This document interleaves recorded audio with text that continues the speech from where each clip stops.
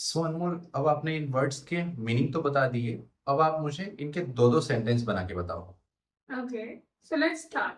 So the first one was throw shade, meaning बिना नाम लिए ताना मारना. So the first sentence for this would be, so someone finally decided to show up on time today.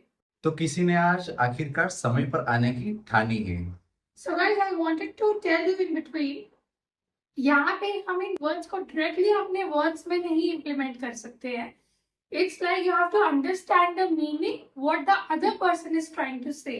Like सामने वाला बंदा आपको taunt कर रहा है. So these are kind of sarcastic terms which you need to learn about, okay? ताकि आप किसी को अगर बताओ तो आप ये नहीं बोलोगे उसने क्या बोला. In return you have to tell them कि he was throwing shade on me. How? तब आप बताओगे कि किस तरह में उसने क्या सेंटेंस बोलकर आपके साथ ऐसा किया. तो यहाँ पे आप वो मीनिंग सीख रहे हैं, okay? So now let's move towards the second sentence. Your shirt looks like you borrowed it from a fashion museum. क्या शर्ट है यार, लग रहा है किसी पुराने फैशन म्यूजियम से ली हो। Moving towards the second idiom. Pot calling the kettle black. Meaning खुद में वही कमी हो और दूसरों को बोले. So now let's move towards the sentence for this. You're calling me disorganized. Look at your own messy desk. तो मुझे बेढंगा कह रहा है, पहले अपनी टेबल तो देख। Great. So I'm moving towards the second example. Sir, the one who is always glued to his phone is giving study advice now.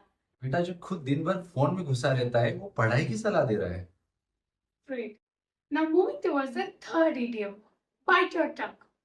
Like आप कुछ कटाक्ष बोलने के पहले आप अपने आप को कंट्रोल कर लेते हो. So the first example for this would be when my boss said he did all the work, I had to bite my tongue. जब बॉस ने कहा कि उन्होंने सारा काम किया, तब मैंने खुद को चुप रखने के लिए मजबूर किया। So now let's move towards the second example. Mummy said her tea is better than mine. I had to bite my tongue not to laugh. Mummy ने कहा उनकी चाय मेरी चाय से बेहतर है। मैं बस खुद को हंसने से रोक पाया। So now let's move towards the fourth idiom. Backhanded compliment, which I am really good and super bad.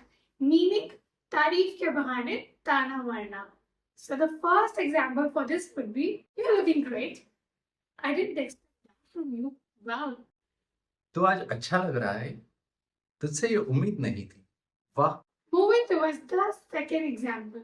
That presentation was good for someone who usually messes up. Presentation अच्छा था, वैसे उसके हाथ से हमेशा कुछ न कुछ गड़बड़ हो जाती है। So now let's move towards the fifth and the last idiom.